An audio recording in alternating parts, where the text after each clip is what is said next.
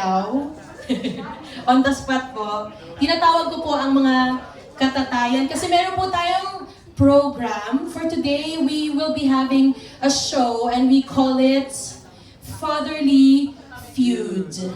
Fatherly Feud. Okay? Ready mo ba kayo? Bakit nasa yung background natin? Fatherly Feud. Ang palakpak mo muna. Okay.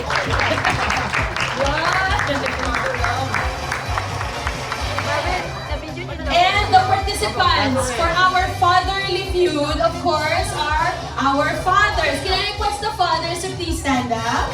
Stand up! And please come in front. Magpa-participate po kayo sa ating fatherly feud. Excited ako.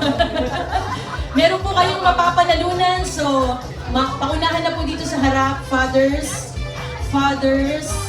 Okay, kung may anak, o kung wala namang anak, may asawa, ayan, you're considered as our father.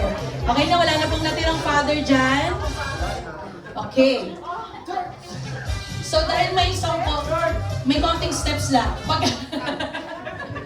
Fatherly Feud. Okay, ulitin natin. Welcome to our Fatherly Feud! Excited na po ba kayo? Ilan kayo? 1, 2, 3, 4, 5. 11. Okay, 11 po sila. Maghati lang po kayo into 2. So, yung isa ay 6, yung isa ay 5. Pwede na po yan. 4, isa po dito, isa po dito. O, sino po? Yan. Parang nagsama po yung mga elf niya. Yan, 1, 2, 3, 4, 5. 1, 2, 3, 4, 5, 6. Okay po. Okay. So, dito po sa ating Fatherly Feud, we will be asking a question to our fathers at sila lang po ang nakakaalam nitong question na ito. We do have a survey that we did and there will be answers. We will see if their answer is there in the survey for them to get a point. So it's only 2 teams, okay? So yung first two po dito, kina-request Elder Emil and, ikaw na. Elder Box. Okay? Okay, medyo may sayaw po na konti. Yan. Okay po. I will be asking a question. Paunahan po kayong kumuha ng mic. Kasi wala tayong buzzer, no? Paunahan ang kuha ng mic kung alam niyo yung sagot. Kung sino mauna makakuha ng mic, ayun po ang bibigyan ng sagot. Okay? Okay. Ano ba yung tanong ano? Eto, dahil fatherly feud po ito, the questions are for the fathers, okay? The first question, you will see it in the screen. First question, babasahin natin in Tagalog, okay? This is the question, basahin po natin. Everyone, 1, 2, 3, go! Ano ang unang gagawin pag galit si Mrs.? Wala pa? Ano ang unang gagawin pag galit si Mrs.? In English, what? What will the father do if wife is angry? Okay, 1. Paunahan to ng mic. 1, 2, 3, go! Sige. Okay. And your answer po? Ayaw mo sumagot, ha? Tatawanan. Ano pa sagot? Tatawanan. Tatawanan. Nandun po ba yung sa ating survey? Yung tatawanan, tingnan po natin sa ating screen. Tatawanan po ba ni Mr.? Tatawanan, nandun po palakpakan. At dahil po, sila po ang nauna, sasagot po lahat ng kanilang members of the team. Okay, second father. Second, yan. The same question, dito harap po kayo, ano ang gagawin ni Mr. pag si Mrs. ay galit? Galit. Yayakapin. Yayakapin! Parang kinilig po yung mga mothers dyan. Ito po ba ay nasa survey? Yayakapin. Tingnan po natin. Yayakapin. Palakpakan. 2 points na po sila. Okay? Third father. Galit din. Father. Father, what will you do if your wife is mad at you? Maganda ng pera, padala. Tama po yun, ano? Tingnan natin yung survey. Nandiyan po ba yun? Bibigyan ng regalo. Pera si Miss Palakpakan. 3 points. Ang galing. Tama sila. And the fourth, sino pa po? Ayan, okay. Ano pong gagawin ni Mr. pag galit si Mrs.? Elder Jeff. Laging galit eh. Galit din. Alam pong gagawin po ninyo ang ginagawa ninyo na. Dapat may time. Tatahimik. Tatahimik! Nandun po ba ang sagot na tatahimik sa ating survey? Nandiyan! Ito po ay 5 points ang ating team. Anong pangalan po ng team ninyo? Gawa kayo ng pangalan, the father team. Takosa po, Takosa ang team. Takosa, palakpakan po. Okay naman, pupunta tayo sa team. Airpat, team Airpat. Team loving. Team loving. Team loving. Isa pa. May isa pa. May isa Team pa. understanding po ito. So, pakinggan naman natin ang Hindi, sila yung blentong. kwento. Blentong lagi pag gagawin si Mrs. Okay, ngayon naman, papakinggan natin ang ating Ay, si ano pa? understanding. Si Elder na. Elder pa. Si Elder. Sorry po, meron pa po pala. Ano pong gagawin? Pag galit si Mrs., ano po gagawin ni Mr.? Susuyuin. Kailan po natin kung nandiyan po ang susuyuin sa ating survey. Susuyuin! Ilan na po ang points yung keep tab? 6 points na kayo. Pa? Isa pa. Sige, isa pa. Ayaw kong makatalo ng ating team Takosa. Champion team. Isa pa, anim Ito kasi. ang gagawin pag gagawin si Mrs. Tikis sa leeg. Based on experience po ito. Nandiyan po ba sa ating survey? Si Mrs. Napaka-specific kiss sa leg. At dahil dyan, Team Takosa, 6 points. Ngayon naman po, sa ating second team understanding. Okay? Ibagong question na po ito kasi naka 6 points na sila. Bagong question na po ito para po sa ating team understanding. We have our second question on the screen. We will read it out loud. Sabay-sabay, go! Ano ang sinasabi ng tatay pag late umuwi ang anak? In English, what will the father say if the son comes home late? Okay? Nagets na? Ano ang sinasabi ni tatay pag late umuwi ang anak? Una, sa ating team understanding, Brother Felix. Ano ang sinasabi mo? Ano? Bakit di tayo kita sa labas? Kahit ano pa sinasabi mo sa anak mo pag late siyang umuwi? Nakagaling. Saan ka galing? Nandiyan ba sa ating survey ang saan ka galing anak? Nandiyan! 1 point for our team understanding. Father number 2. Bakit ngayon ka lang? Walang magko-coaching. Okay, ito po si Kuya. Ano sa... ngayon ka lang? Yan! Nandiyan po ba? Bakit ngayon ka lang? Dumating. Bakit ngayon ka lang? And we have 2 points for team understanding. Father number 3. Brother Dan, ano sasabihin mo sa iyong anak pag late ka siyang umuwi? Nakipag-date ka na naman. Makipag-date ka na naman. Okay. Kailangan, grade 1 pa tayo. Nasa survey po ba ang nakipag-date ka na naman? Ay, magaling! Palakpakan! 3 points for team understanding.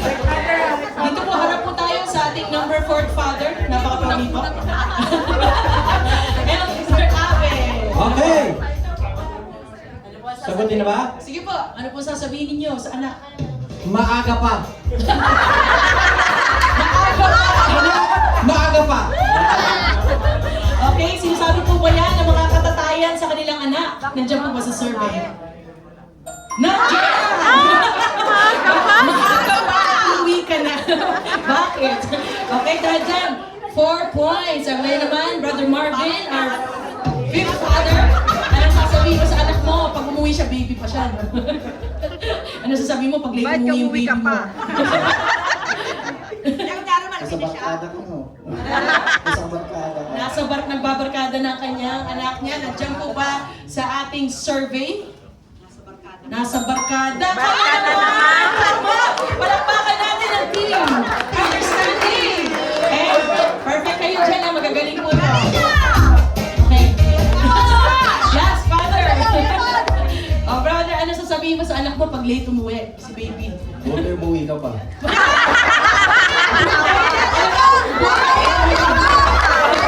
Nandiyan mo pa. Ang buti. Umuwi ka pa. Tama, tama. Natin ang team. Understanding. Right there. Meron rin po sila ang 6 points. Sayo po muna. And ito na po ang ating next question para po sa team Takosa ulit. Okay? Basahin po natin ang sinasabi po dyan. Sa ating third question, laging tama si Mrs. lalo na kapag. Okay? Blank. Okay? Lalo na kapag. Sa save namin, puro misis. Wala na kami.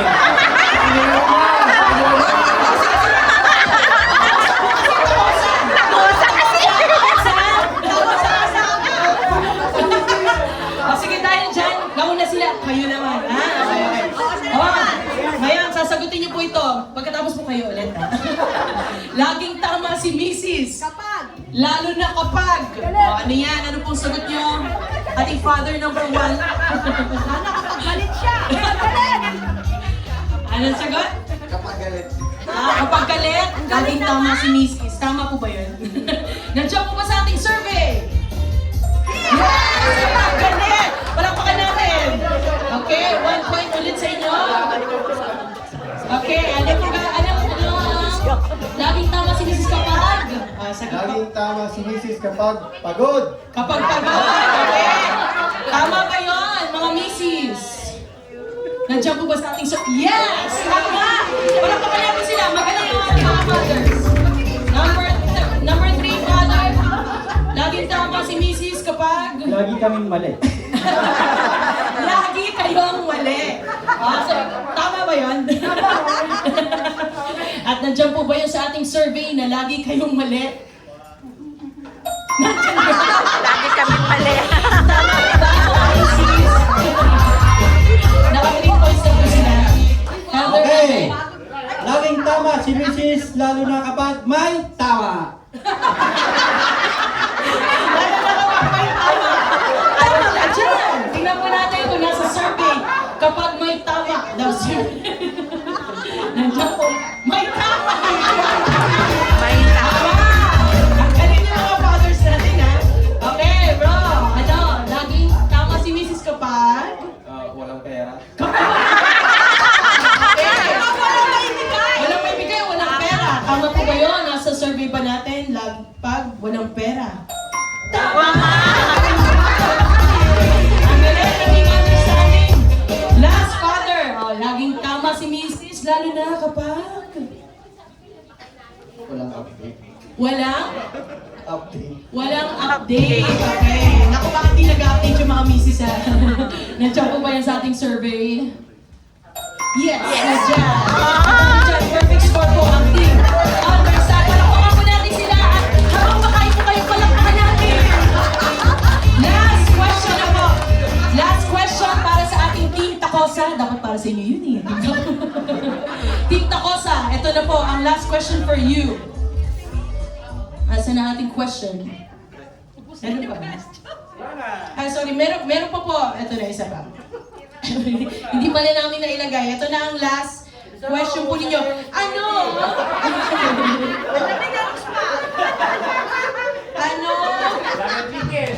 Ano ang bagay na laging nalilimutan ni Mister? Ano ang bagay o ano ang nalilimutan lagi ni Mister? What do you always forget, fathers? Okay. Anniversary. Walang coaching, ma. Alam ko yung birthday niya eh, pero yung year niya hindi. Ano po yung? Year ko kailan siya. Yung taon. Taon ng taon pinanganak. taon ng Birthday. asawa. Birthday. Ang mga anak ba? Birthday. Okay. Yung birthday. Kung Date lang, date. Year of birth. Okay, tama ba? Yun ba lagi nakakalimutan ng mga tatay ang year of birth? Nandiyan po ba? Birth year, correct? Si Elder Ernie, ano pong nakakalimutan nyo lagi as tatay? Sir Cathy, alam mo na to. Yung aming anniversary. Anniversary. Parang makakalimutin po sila sa mga dates. Ano? Mahirap matandaan, okay? Anniversary po ay nalilimutan. Tama ba? Correct! Very good! Ang galing na ng tatay. Third dad, ano pong laging nakakalimutan? Ang tatay. Lagi ko nakakalimutan minsan kasi suotin yung... Nalilimutan? Kasi bawal sa work kasi. Okay. May excuse, Bakit may excuse? Nalilimutan suotin Wedding yung ring. wedding ring. Naka, marami atang ganun na tatay. Nandiyan po pa yung nandiyan sa survey. Wedding ring. Nakakalimutan. Good job. Kaya ano pong nalilimutan nyo lagi as tatay? Lagi kong nakakalimutan pag pizza ng mga bayaring, mga bills. So, nababayaran nyo naman. Kaya nalilimutan nyo. Yung Judith, nalilimutan niya po yung Judith. At nandiyan po ba yan sa ating survey? Nandiyan ba? Judith! Si Judith! Si Judith! Ang galing niyo po doon. And last, Father, ano po nakakalimutan niyo lagi? Pumis, bagong malas. Hindi, kasi pag-isip meron na eh. Nakalimutan ko. Hindi nakalimutan ko na. Nagkaming nakalimutan. Nakalimutan ko. Hindi ko na rin maalala ko. Ayan po ang example ng tatay na nakalimot. Kasi May 19, ang birthday ko, March 25, 1967, March 11, 1997, March 19 yun, May 19. May 19, March 25, March 11 yung anniversary namin. Naalala ko na. March 11 ang anniversary namin, yung pangatlong kasal yun. Dami kasal. Maalalahin, Tatlong maalalahin. beses akong ikinasal eh, pero isang babae lang. So, tatandaan ko pa yun eh. So, yung nakalimutan ko talaga. Gamit ko, gamit. Cellphone. Nalilimutan ko, hindi date. Susi. Nakalimutan ko yung Susi. misis ko. Dali, nalimutan yung... Nalimutan dali yung misis. Susi. Okay na po yun? Or final answer? Sige, Susi. final answer na lang talaga. Ang daming sinagot, ano? Pero talagang nakalimutan ko kung ano yung nakakalimutan ko eh. Susi. Kaya lang, minsan talaga nag-aano yung tawagan namin kasi marami kaming tawagan. Kanina, di ba? Sabi niya ba? Ba. Di ba? Alam mo yung ba? Pero yung madalas ko maalala, ang mga nakakalimutan ko ngayon, yung tawagin siyang heart throb. Oh, different po. So, ibig sabihin yung name, okay? Yung... Endearment. Oh, yung Endearment. Tama po ba? Ang lalim naman nun. At nandiyan po ba yung nalilimutan ang pangalan ni Mrs. Hindi na yung actual name, no? Terms of endearment. Ang ating mga tatay, at dahil dyan po, lahat po sila ay panalo! Tama natin sila, and pina-request yung mga mothers, yung mga special gifts na... Natanong ako. May tanong daw po dito. Ba't wala nagkamali? Kasi yung sinurvey namin sila rin po. Kaya naman, tama lahat ang nilang mga sagot. Bonus pa yan. Anyway, so, thank you po sa ating mga fathers for their participation. Yung mga gifts na ibigay na po ba sa kanila lahat? Okay. And can we just ask you to be here in front and we will ask one of the women to pray for all our